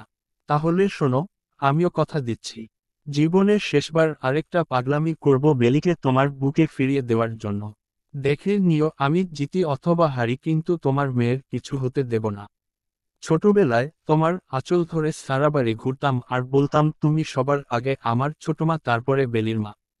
ওই পাগলি কি রাগ করতো এ কথা শুনে, দৌড়ে এসে আমাকে আঁচড়ে দিত, খামচে দিত। আজ আবার তোমার আঁচল ধরে বলছি অর্ক বেলির মাকে তার সন্তান হারাতে দেবে না। হাসনা চোখ মুছে অর্কের মাথায় হাত বুলিয়ে বলেন, যতই মুখে বেলির মা বলে খোটা দিস, সত্য পাল্টাতে পারবি না রে অর্ক। মায়ের মমতাকে একটা ভুল দিয়ে বিচার করার ভুল করিস না। দোয়া কর আমি যেন তোর আমানতকে তোর হাতে তুলে দিতে পারি সহি সালামতে। দোয়া কর বাপ, বেলি আর তোর সংসার দেখার আমার স্বপ্ন যেন পূরণ হয়। অর্ক হাসনার কথা শুনে মৃদু হাসে, কিন্তু কিছু বলে না। হাত ছাড়িয়ে চলে যাওয়ার আগে আরেকবার পেছনে ফিরে তাকায়। তারপর ছোট মায়ের আঁচলে একটা চুমু দিয়ে বের হয়ে যায়। হাসনার চোখ দিয়ে অঝোর ধারায় অশ্রুরা গড়িয়ে পড়ে। এলোমেলো ভাবনাগুলো দিশেহারা হয়ে পথ খুঁজে, একটু স্থির হওয়ার আকাঙ্ক্ষা নিয়ে, পথভোলা পথিকের মতো আক্ষেপ নিয়ে। হাসপাতালের মসজিদের রহমান সাহেব নফল নামাজ পড়ছেন অনেকক্ষণ ধরে। 3 ঘন্টা হয়ে গেছে, এখনো কোনো খবর আসেনি ওটি থেকে। বুকের ভেতরে জমা করা অবশিষ্ট সাহসগুলো যেন হাল ছেড়ে দিচ্ছে। চোখের পানিতে বৃদ্ধ মানুষটার পাঞ্জাবির আস্তিন ভিজে ওঠে। আল্লাহর কাছে ভিক্ষা চাইছেন নাতনির সুস্থতার জন্য। ওই মেয়ের জীবনের সাথে যে আরও অনেকগুলো জীবন জড়িয়ে আছে। হামির পানির বোতল নিয়ে আসেন, সাথে বাবার জন্য স্যান্ডউইচ আর মেডিসিন। রহমান সাহেব নামাজ শেষ করে দেখেন ছেলে তার দিকে তাকিয়ে আছে এক দৃষ্টিতে। কি দেখো হামির, তোমার আব্বা আজকে অনেক ডরাইতাছে, দেখো হাত দিয়া আমার বুকের ভিতর কেমন কইরা ধুকপুক করতাছে। রহমান সাহেব ছেলের একটা হাত তুলে নিজের বুকের উপর রাখলেন। হামির টের পান বাবার বুকের স্পন্দনের দ্রুত গতি। তারপর রহমান সাহেবের একটা হাত নিয়ে নিজের বুকে রেখে বললেন, দেখেন তো এখানে হাত দিয়ে কিছু টের পান কিনা। রহমান সাহেব বুঝতে পারেন না হামিরের কথা। অবাক হয়ে বললেন, কি কইতাছো তুমি, কি টের পাওয়ার কথা কও? হামির অর্থপূর্ণ এক হাসি দিয়ে বলল, আপনি খুব সৌভাগ্যবান। জানেন কেন? কেন, কি জন্য তোমার এমন মনে হয়? জীবনের এই সময়ে এসেও আপনার হৃদয় টগবগ করে দৌড়াচ্ছে। আপনি টের পাচ্ছেন ধমনীর ভেতর ছুটে চলা সেই উষ্ণধারার ঊর্ধ্বগতি। কিন্তু আমার বুকে হাত দিয়ে দেখেন কিছু টের পাবেন না। আপনি হাত দিয়ে না বরং কান পেতে শোনার চেষ্টা করেন তো কি শোনা যায়। হামির যত্নের সাথে রহমান সাহেবের মাথাটা নিজের বুকের সাথে লাগিয়ে রাখেন। সুযোগ করে দেন জন্মদাতাকে ওই হৃদয়ের নিষ্ক্রিয় ধ্বনি শোনার। রহমান সাহেব ছেলের বুকে মাথা রেখেই বলেন, আমি শুনতে পাইতাছি হামির, পরিষ্কার শুনতে পাইতাছি। কি শুনতে পাচ্ছেন? তুমি নিস্তার চাইতাছো। তোমার অন্তর আইজো আমারে অপরাধী মনে করে, তাই তুমি আমার থেইকা মুক্তি চাও। এই জন্মের সব দেনা চুকায় ফেলতে চাও যেন ওই দুনিয়ায় তোমার আমার মুখামুখি হইতে না হয়। হামির যত্নের সাথে পিতার মাথা থেকে টুপি খুলে পরম মমতায় হাত বুলিয়ে দেন। অস্ফুট স্বরে বলেন, আর কি শুনতে পান? তুমি বেলির মাঝে নীলিমারে খুইজা পাইছো আর অর্কের মধ্যে তোমারে। 23 বছর আগে যেমনে তোমার জীবনটা আমি নষ্ট কইরা দিছিলাম, নীলিমারে মরণের মুখে ঠেইলা দিছিলাম, আইজকা ওই কাহিনী আবার ফিরা আইছে। বেলির জীবন হুমকির মুখে আর ওরে ছাড়া অর্কের জীবনের কোনো মানে নাই। তোমার বুকে আমি ওই ভাঙ্গনের দেরিটের পাইতাছি হামির। আমি খালি তোমার আর নীলিমার না, আমি অর্ক আর বেলির কাছেও দোষী। তুমি এই দোষী বুড়ার কাছ থেইকা তোমার জন্মের দেনা শোধ করতাছো। আমারে আগলায় রায়খা তুমি নিজেরে আটকায় রাখছো এই বন্ধনে, কিন্তু তোমার মন তো অনেক আগেই এই টান থেইকা নিজেরে ছাড়ায় নিছে। রহমান সাহেব মাথা তুলে ছেলের দিকে তাকিয়ে বললেন, কিন্তু তুমি কোনো দেনায় আটকায় রাখো না নিজেরে। আমি তোমার কাছে অপরাধী। তুমি চাইলে শাস্তি দাও আমারে। আমি সব শাস্তি মাথা পাইতা নিমু, কিন্তু জন্মের এই দেনা শোধ করার অনুমতি দিমু না। বাপ পোলার রক্তের টানরে আমি ছুটতে দিমু না। মা সন্তানের জন্ম দেয়, কিন্তু বাপ নিজের জীবনেরই সন্তানের নামে কইরা দেয়। মায়ের দুধের ঋণ যদি শোধ করার অনুমতি না থাকে, তাইলে বাপের রক্তের ঋণ শুধরানোর কোনো অনুমতি নাই। হামিরের চোখ ঝাপসা হয়ে আসে বৃদ্ধ পিতার কথা শুনে, কিন্তু সে নিজেকে দুর্বল হতে দেয় না। তার অভ্যন্তরে তরপাতে থাকা এক সুপ্ত পিতা সেই অনুমতি দেয় না। হামির চশমা খুলে চোখ মুছে নেন। তারপরে ম্লান স্বরে বললেন, আপনি খুব জেদি। যত যাই হোক নিজের অধিকারে একটু ছাড় দিতে রাজি নন। কিন্তু আমাদের কি? বড় ভাইজান আর মেজ ভাই নিজেদের সন্তানের সাথে ন্যায় করতে পারেনি। আমি তো আমার ভবিষ্যৎ সন্তানের চেহারাটাও দেখতে পারিনি। আজও খুঁজে ফিরি এই প্রশ্নের জবাব। নীলিমার সাথে জেগেছে, সে কি আমার সোনার টুকরা ছিল নাকি আমার রানী আম্মা ছিল? আপনি নিজের দোষফুলের ঊর্ধ্বে যে আমাদের দেখতে পারেন, ছুঁতে পারেন, জ্বর খাটাতে পারেন। আমি কাকে দেখব, কাকে বলবো আমার রক্তের টান ধরে রাখবার জন্য? আমার পরে তো কেউ থাকবে না যে আপনার হামিরের রক্ত বয়ে নিয়ে বেড়াবে নিজের ধমনীতে। কারো শিরায় আমার সম্পর্কের সুতোর জাল থাকবে না। জানেন, আজকে বেলির চোখে মুখে যে বাঁচার আকুতি ছিল, সেটা দেখে আমি মনে হয় 23 বছর আগে নীলিমার কাছে ফিরে গিয়েছিলাম। যেই মেয়ে রক্ত দেখতে পারত না, সে না জানে কোনো সাহসে নিজের হাত কেটে অমন ফালাফালা করছিল। শেষ সময়ে কি বেলির মতো করে নীলিমাও বাঁচতে চেয়েছিল? অর্ক কি আমার মতোই হেরে যাবে, নাকি আমি ওর মতো বিজয়ী হওয়ার সৌভাগ্য পাব না? এই যে প্রশ্নের ঝড়, আক্ষেপের তুফান, ইসবের শেষ কেন হয় না? আপনি না আমাদের অনেক ভালোবাসেন, তাহলে কেন আল্লাহর কাছে চান না যেন আমরা মুক্তি পাই এই যন্ত্রণার জাতাকল থেকে? আমরা কেন আমাদের ভালোবাসার মানুষগুলোকে আগলে রাখতে পারি না? কেন সেদিন আমি নীলিমাকে বাঁচাতে পারিনি মৃত্যুর হাত থেকে? কেন অর্ক বেলিকে ঠেকাতে পারেনি এই অকাল পরিণতির মুখোমুখি হওয়া থেকে? রহমান সাহেব সামনে পা দুটো মেলে দেন। হামিরের মাথাটা জোর করে নিজের হাঁটুর ওপর রেখে বলেন, যেই প্রশ্নের জবাব খুঁজতে যা নিজের আত্মার লগে লড়াই করতে হয়, কলিজায় দাগ খাইতে হয়, সেই প্রশ্নরে ভুইলা যাও এই কথা কওয়ার তোর সুযোগ নাই। কিন্তু এটা কমু নিজের মনে উই বেড়াজালে আর বাইন্ধ না। তুমি নিজের জীবন নতুন কইরা শুরু করো, এই দোহাই দিমু না। কারণ জবেদার জায়গা আমি কাউরে দিতে পারি নাই। তোমরা আমার বুক জুইরাছিলা। তোমাগো দেখা আমি আমার কষ্ট জুড়াইছি। কিন্তু তুমি সেই সুযোগ পাও নাই আমার জন্য। যাই না রাইখো হামির, কবরের আন্ধার ঘরে তোমার আব্বার লগে তার রুহের এই বোঝাও যাইব। যেই দিন তুমি আমারে কান্তি দিবা, সেই দিন ভাইবা নিও তোমার স্ত্রী আর সন্তানের দোষী তার কর্মের ফল পাইতে যাইতাছে। কিন্তু নিজেরে তুমি ভাগ্যবান ভাবো, হামির। যেই মাসুম বাচ্চাগুলা রাস্তার ধুলায় জানোয়ারের সাথে খাউন ভাগাভাগি কইরা খাইতো, ওই মানব সন্তানগো তুমি নিজের পরিচয় দাও। তোমার ঘাম ছড়ানো শ্রমের টাকা দিয়া ওগো ভবিষ্যৎ সুন্দর করার তৌফিক চাও আল্লাহর কাছে। চেষ্টা করো ওগো মধ্যে তোমার সোনার চান আর পরি আম্মারে খুঁজা নিতে। দেখবা আল্লাহ তোমার সহায় হবেন। আখিরাতের রবের কাছে ওরা তোমার পরিচয় হইব। ওই মাসুঙ্গর সাথে জোড়া কর্মের ফল তোমারে পুলসিরাত পার করাইব। এবার রহমান সাহেব হামিরের মাথায় হাত বুলিয়ে দিতে থাকেন। সযত্নে তার চোখের পানি মুছিয়ে দেন। এভাবেই শীর্ণকায় এক বৃদ্ধ পিতা তার মধ্যবয়সী সন্তানের সাথে এক অদেখা সমীকরণ মেলাতে থাকেন। প্রায় 7.5 ঘন্টা পরে ওটির লাল বাতি বন্ধ হয়। সে সাথে বাইরে অপেক্ষায় থাকা রহমান পরিবারের প্রত্যেকটা সদস্য যেন নিঃশ্বাস আটকে দাঁড়িয়ে থাকেন। কিছুক্ষণ পরে ডাক্তারদের দল বের হন। সিনিয়র সার্জন এসে মোহাইমেনকে ব্রিফ করতে থাকেন। Operation successful. পেশেন্টের রেসপন্স ভালো ছিল। নেক্সট 72 ঘন্টা তাকে আইসিইউতে রাখা হবে। হাসনা ডাক্তারের কাছে এসে হাত জোর করে বললেন, আমি কি আমার মেয়েকে একটু দেখতে পারবো না? প্লিজ ডাক্তার, একবার দেখার অনুমতি দেন। এরপরে আপনারা যেভাবে বলবেন সেভাবেই হবে। দেখুন, পেশেন্টের সেফটির জন্য আমরা কাউকে এখন এলাউ করব না। বোঝার চেষ্টা করুন। এখন মিসেস বেলিকে আইসিইউতে নেওয়া হবে। দূর থেকে আপনারা দেখতে পারবেন। প্লিজ কেউ কাছে আসবেন না পেশেন্টের। এর মধ্যেই অচেতন বেলিকে স্ট্রেচারে করে বের করা হয়। সবার চোখে স্বস্তির অশ্রু। তাদের বেলি ফিরে এসেছে বিজয়ী হয়ে। হাসনা কান্না করতে করতে জড়িয়ে ধরেন আয়শাকে, উতলা হয়ে বলেন, বুবু, অর্ককে বলো মসজিদ থেকে শুকরানা নামাজ পড়ে বের হতে। ওর দোয়া আল্লাহ কবুল করেছেন। বেলিকে অর্কের জীবনে আল্লাহ নতুন করে ফিরিয়ে দিয়েছেন। আয়শা মুখ ফুটে কিছু বলেন না, শুধু নীরবে তাকিয়ে থাকেন স্বামীর দিকে। মোহাইমেন সাহেবকে দূরে নিয়ে ডাক্তার গম্ভীর মুখে কি যেন বলছেন। শিশির যে বাবাকে ধরে দাঁড়িয়ে আছে। আয়শার বুক দুরুদুরু করে কাঁপতে থাকে। এমন সময় হঠাৎ হাসনার চোখ যায় দূরের একটা বেঞ্চে বসে থাকা মানুষটার দিকে। তাকে দেখে হাসনার চোখের সামনে যেন দুনিয়াটা দুলে উঠল। এ কি করে সম্ভব? হাসনা অবিশ্বাস ভরা চোখে ফিরে তাকান ওটির দরজায়। সেখানে থেকে স্ট্রেচারে করে আরেকজনকে বের করে দ্রুত নিয়ে যাওয়া হচ্ছে আইসিইউতে। অমানিসার আরেকটা রাত কেটে গেল বেলির জীবন থেকে। ভোরের আলো ফুটতেই ও বন্ধ চোখের পাতা মেলে পৃথিবীতে দেখল নতুন করে। এ যেন এক নতুন করে জন্ম নেওয়া, নতুন আশায় বুক বাঁধা।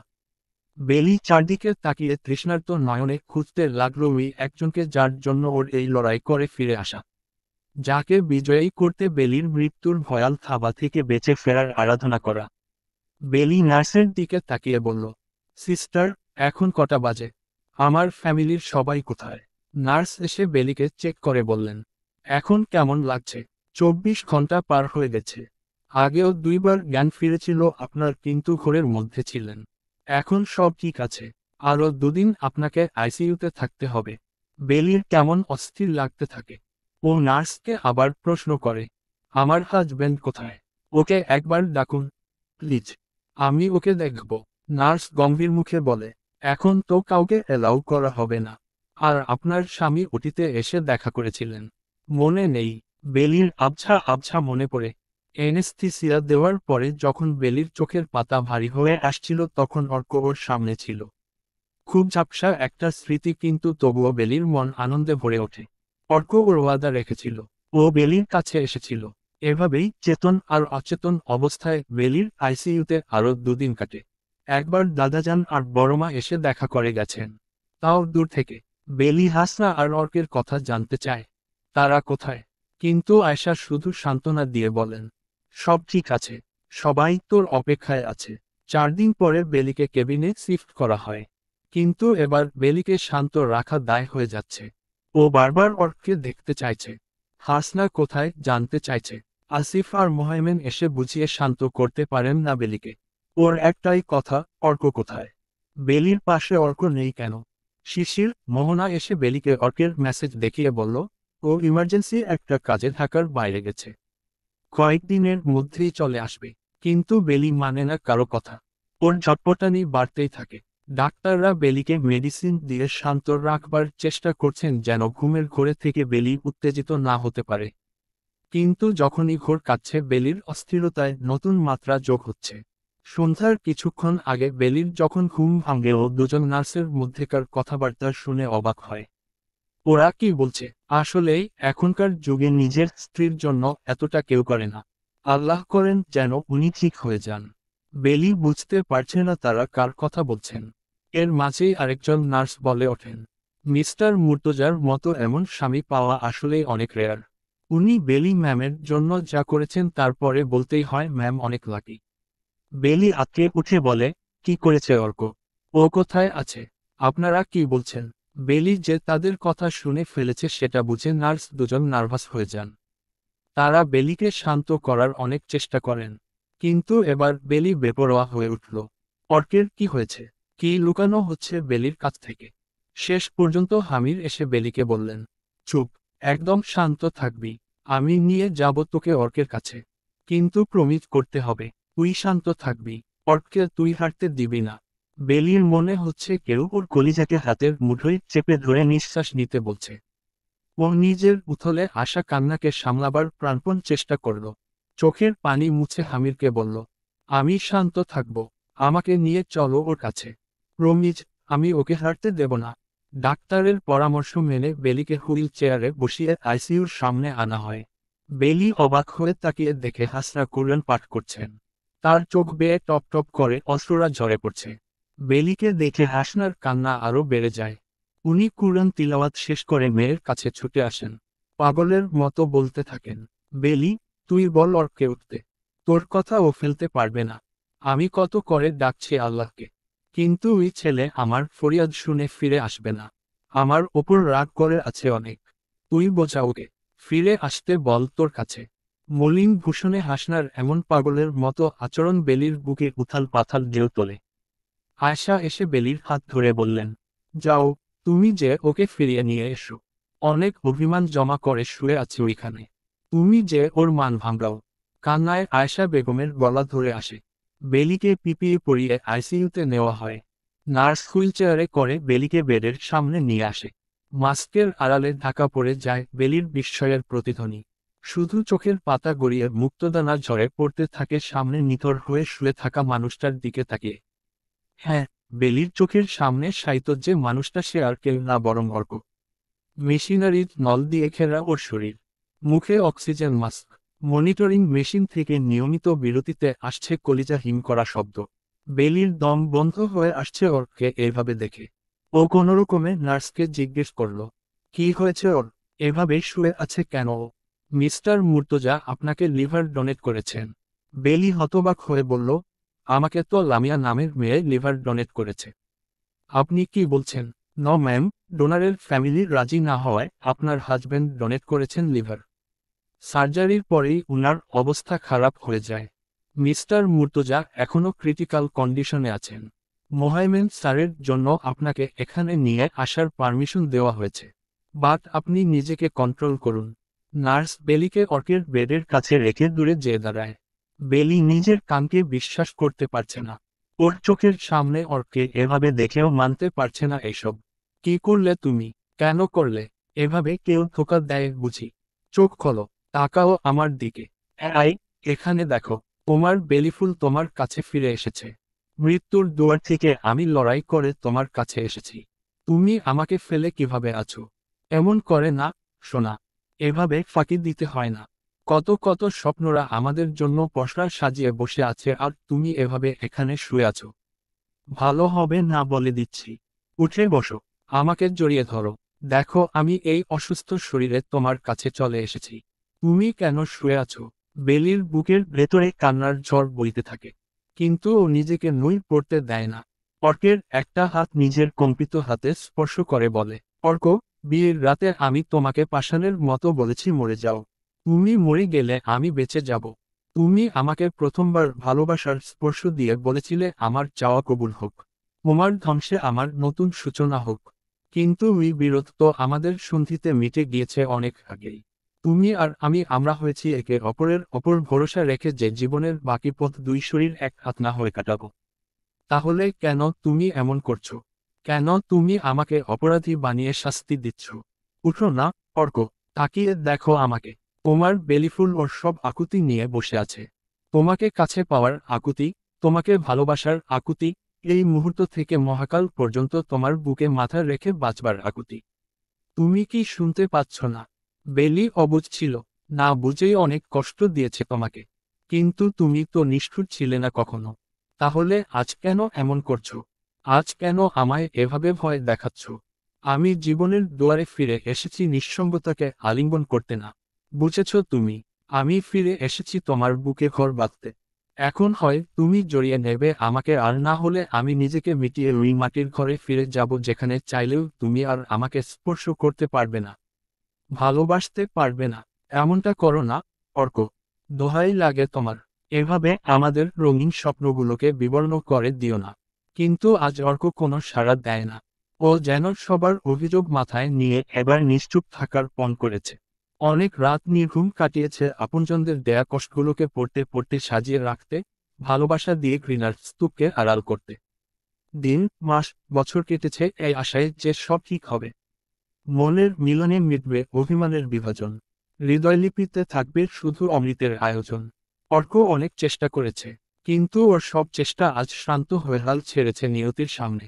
আজ অর্ক কোনো অভিযোগ শুনবে না, আর কারো উপেক্ষার পাত্র হবে না। নিজের সবটুকু আলো বিলিয়ে দিয়ে অর্ক শান্তিতে চোখ বুজেছে। সাধ্যের শেষ বিন্দুটুকু দিয়ে সকল সম্পর্কের দায় মিটিয়েছে। বেলি অর্কের হাতের অপর নিজের মাথা রেখে আকুতি জানাতে থাকে। পেছনে থেকে হামির এসে ভাতিজিকে আগলে ধরেন। বেলির সব আর্জি অগ্রাহ্য করে ওকে বাইরে নিয়ে আসেন। এভাবে অভিমান, অনুযোগ, আবেগ আর আহাজারির এক আখ্যানের সমাপ্তি ঘটে। বেলি ডায়েরির পাতায় মতির মতো লিপিবদ্ধ করে ওর অনুভূতির প্রতিটি হরফকে। 3 বছর আগে আজকের দিনেই অর্ক ওকে বাঁচাতে নিজেকে মৃত্যুর মুখে ঠেলে দিয়েছিল। বেলির ভালোবাসার ঋণ শোধ করতে নিজেকে বিলিয়ে দিয়েছিল সমাপ্তির অববাহিকায়। আইসিইউ থেকে ফিরে বেলি জানতে পারে লামিয়ার পরিবার ওকে শেষ পর্যন্ত ডোনার হতে দেয়নি। দরকার হলে ওর 2 বাচ্চাকে এতিমখানায় দিয়ে দিতে রাজি ছিলেন তারা, কিন্তু টাকার কাছে মেয়ের জীবনকে হুমকিতে ফেলতে চাননি। সার্জারির মাত্র 12 দিন আগে নতুন করে ডোনার পাওয়া প্রায় অসম্ভব ছিল। নিয়তি যেন পাষাণ হয়ে দাঁড়িয়েছিল বেলিকে ছিনিয়ে নিতে, কিন্তু অর্ক পাহাড়ের মতো ঢাল হয়েছিল নিজের অর্ধাঙ্গিনীকে মৃত্যুর দুয়ার থেকে ফিরিয়ে আনতে। শিশিরকে সাথে নিয়ে নিজেই বেলিকে লিভার ডোনেট করবার সব ব্যবস্থা করতে থাকে। অর্কের ভয় ছিল পরিবারের কেউ ওর এই সিদ্ধান্তকে মেনে নেবে না, আর বেলি যদি জানতে পারে তো কখনোই অপারেশন করতে রাজি হবে না। কিন্তু আয়শা বেগম আর মোহাইমেন সাহেব প্রকৃত অর্থেই পরিবারের জন্য বটবৃক্ষ হয়ে যান। বুকে পাথর চেপে ছেলেকে অনুমতি দেন এই লড়াইয়ের সম্মুখ যোদ্ধা হতে। লামিয়া হাসপাতালের এসে বেলিসহ পুরো পরিবারের কাছে ক্ষমা চায়। সাথে জানায় অর্ক লামিয়ার বাচ্চাদের ভবিষ্যতের জন্য নিজের দেওয়া প্রতিশ্রুতিকে ভাঙেনি, বরং ওই 2 অবুঝ শিশুর যাবতীয় দায়িত্ব নিজের কাঁধে তুলে নিয়েছে। লামিয়াকে কথা দিয়েছে ভাই হিসেবে ওর পাশে থাকবার। অতীতের পাতা উল্টে যতবার বেলি দেখার চেষ্টা করে ওর দৃষ্টি ঝাপসা হয়ে যায়। এক অসাধারণ জীবনসঙ্গীর সান্নিধ্যে আসার স্মৃতি ওকে সুখের সাগরে ভাসায়, আবার নিজের করা ভুলের গণনা ওর অস্তিত্বকে নাড়িয়ে দেয়। বেলির চোখ মুছে ওদের বিয়ের ছবিটা বের করে হাতে নেয়। অনেক ছবির ভিড়ে এই একটা ছবি আজও বেলির সবচেয়ে প্রিয়। বিয়ের আসরে বেলি মাথা নিচু করে বসে আছে আর অর্ক এক দৃষ্টিতে ওর দিকে তাকিয়ে আছে। এই একটা ছবি অর্ক আর বেলির কাহিনীকে সার্থকভাবে চিত্রায়ন করতে পারে। বেলির স্বপ্নপুরুষ ওকে শুধু হৃদয়ের মণিকোঠায় নয়, বরং নিজের চোখের পাতায় ঠাঁই দিয়েছে, সম্মান দিয়েছে। অর্ক নিজেকে বাজিতে হেরে বেলিকে জিতিয়েছে। ভাবি, আর কত দেরি করবে? সময় হয়ে গেছে তো, সবাই অপেক্ষা করছে। সামারা এসে ভাবিকে তাড়া দেয়। বেলি না গেলে যে আজকের আয়োজন সম্পন্ন হবে না। বেলি লুকিয়ে চোখের পানি মুছে নেয়, ডায়েরির পাতা বন্ধ করে আলমারিতে রাখে। সামারার হাত ধরে বলে, চল যাই। সামারা ধরে বেলিকে নিচে নিয়ে আসে। আয়শা এসে বেলির কপালে চুমু খেয়ে বলেন, মাশা আল্লাহ, আমার মেয়েকে পরীর মতো লাগছে। কিন্তু আজকেও কি সাদা শাড়িটা না পরলে হতো না? হাসনা পাশে দাঁড়িয়ে বললেন, তুমি বুঝাও বুবু। এভাবে সাদা কাপড়ে ওকে দেখতে বুকের ভেতরে কেমন তুফান ওঠে, এই মেয়ে কি সেটা বোঝে? বেলি জবাব দেওয়ার আগেই একজন ভরাট গলায় বলে ওঠে, বেলির মা, বয়স হয়েছে, চোখে চশমা পরো। বেলি সাদা থান গায়ে দেয়নি, আমার পছন্দের সাদা জামদানি পরেছে। আমার বেলির শুভ্রতা আর স্বচ্ছতাকে এই রঙে বেশি মানায়। সবাই তাকিয়ে দেখে হাতে একটা লাল ওড়না নিয়ে অর্ক বেলির পেছনে এসে দাঁড়িয়েছে। ওর মাথায় নতুন বউদের মতো করে ওড়না দিয়ে হেসে বলল, আলহামদুলিল্লাহ। অর্কের জ্যোতি যতই উজ্জ্বল হোক তোমার দ্যুতির সামনে কিছুই না। এভাবে আমার ভুবন আলোকিত করে রাখো, সুরভিত করে রাখো হৃদয়ের আঙ্গিনা। হাসনা মুখ ভার করে বললেন, তুই যতই আমাকে বেলির মা বলে খোটা দিস না কেন, ছেলে তো তুই আমার হয়ে থাকবি। তোদের সন্তান আমাকেই দাদি বলে ডাকবে। আয়েশা দুষ্টামি করে বলেন, না না, তুই এমনটা করে আমার নাতিকে নানির আদর থেকে দূরে রাখবি তা হবে না। যাহ, আমি ওর নানি হয়ে যাব। দেখি নানি আর দাদির মধ্যে কে বেশি আদর দেয় ওকে। আসিফ হেসে মোহাইমেনকে বললেন, ভাই, খালি খালি বুড়ো বয়সে বউ নিয়ে জটিলতা করে লাভ কি? তুমি নানা হয়ে খুশি থাকো, আমিও দাদা হয়ে হাসনার পেছনে থাকি। আসিফের কথা শুনে সবাই জোরে হেসে ওঠেন। হ্যাঁ, আজকে রহমান মঞ্জিলে সুখের ফাগুনে খুশির বাতাস বইছে। বেলি আর অর্কের বাবু হবে। 8 মাসের গর্ভবতী বেলি, মা ও বাচ্চার সুস্থতার জন্য দোয়ার উদ্দেশ্যে বিশাল আয়োজন করা হয়েছে। পুরো গ্রামের মানুষ ডেকে দুপুরে খাওয়ানো হয়েছে। এখন সবাই এতিমখানায় যাবে। বেলি নিজে বাচ্চাদের হাতে উপহার তুলে দেবে। হামির আগেই রহমান সাহেবকে নিয়ে চলে গেছেন। এখন পরিবারের সবাই বেলিকে নিয়ে যাবে। 3 বছর আগে সুখীরা চিরতরে বিদায় নিতে যেও ফিরে এসেছে বেলির কাছে। বিবর্ণ হতে দেয়নি বেলির শুভ্রতাকে। ব্যর্থ হয়ে যায়নি ভালোবাসার আকুতি। শেষ পর্যন্ত সব শঙ্কাকে দূর করে অর্ক বেলির কাছে ফিরে এসেছিল। বেলির আকাঙ্ক্ষার তৃষ্ণা মেটাতে অর্ক নিয়তির রোতাকে পরাজিত করেছিল। হাত করে সহধর্মিনীর জন্য নিয়ে এসেছিল প্রেমের স্বর্গীয় সুধা। বেলি বাচ্চাদের মাঝে বসে খেলনা আর উপহার বিতরণ করছে আর অর্ক একরাশ মুগ্ধতা নিয়ে তাকিয়ে দেখছে ওকে। ওদের বিয়ের 8 বছর হয়ে গেল, অথচ এই মেয়ের মহামায়া থেকে অর্কের মুক্তি মিলল না। আর অর্ক মুক্তি চায়ও না। ও এভাবেই বেলির সুখের অনুষঙ্গ হয়ে থাকতে চায় আজীবন। ওয়াকিল এসে শিউলির কাছে বায়না ধরে নতুন করে বাবা হওয়ার। অর্ক আর বেলির সন্তানের সাথে খেলা করার জন্য হলেও একটা বাবু তার লাগবে। স্বামীর আর্জি শুনে শিউলি লজ্জায় লাল হয়ে যায়। অন্যদিকে রাশাদ ফোন করে সামারাকে হুমকি দেয়, আমার শালাকে বলো ও নিজে বাপ হচ্ছে। তাই আমার বাসরের চিন্তা যেন মাথা থেকে দূর না করে।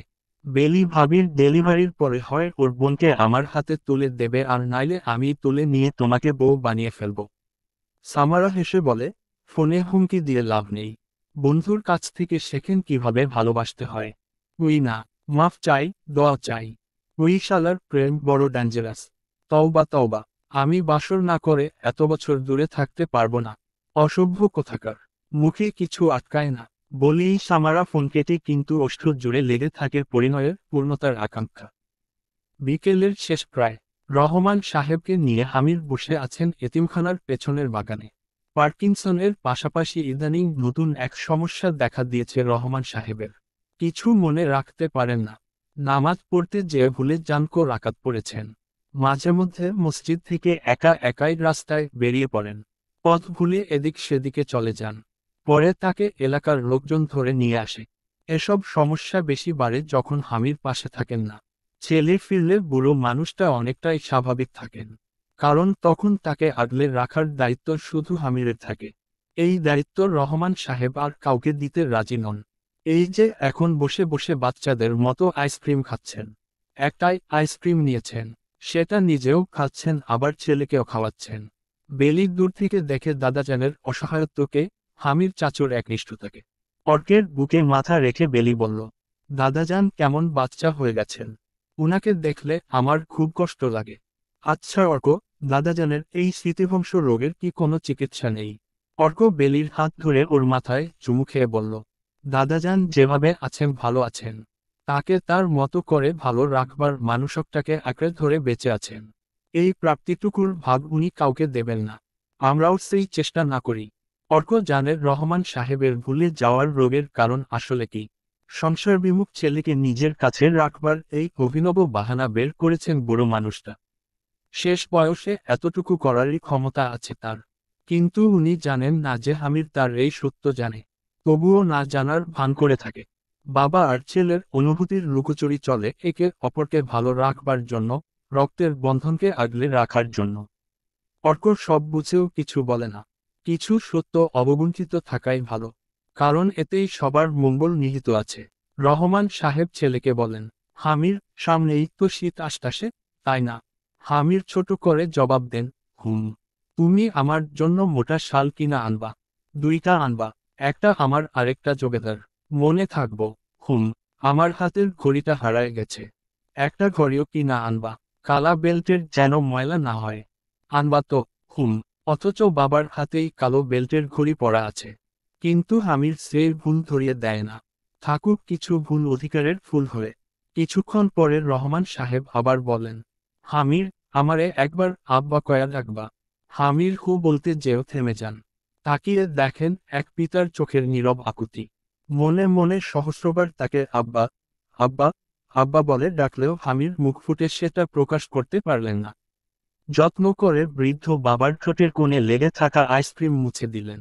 তার হাত ধরে মৃদু হেসে বললেন, আজান দিয়েছে, চলেন নামাজ পড়তে যাই। সমাপ্ত।